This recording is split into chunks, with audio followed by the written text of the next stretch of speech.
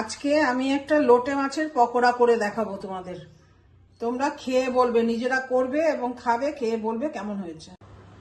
লোটে মাছের আজকে পকোড়া বানাবো, সেই জন্য নিয়েছি আমি লোটে মাছগুলো সেদ্ধ করে কাটা ছাড়িয়ে নিয়েছি। এর মধ্যে হলুদ নিয়েছি নুন, বেসন, কর্নফ্লাওয়ার, আর নিয়েছি চালের গুঁড়ো একটু, ময়দা একটু, আর নিয়েছি এখানে পেঁয়াজ, আদা, রসুন, কাঁচা লঙ্কা, আর এখানে নিয়েছি পেঁয়াজ কুচানো, আর নিয়েছি একটা ডিম, আর নিয়েছি একটা আধখানা গন্ধরাজ লেবু।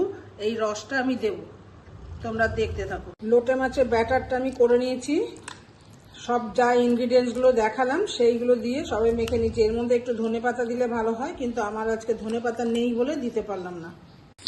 এই দেখো আমার লোটে মাছের চপগুলো তৈরি হয়ে গেছে।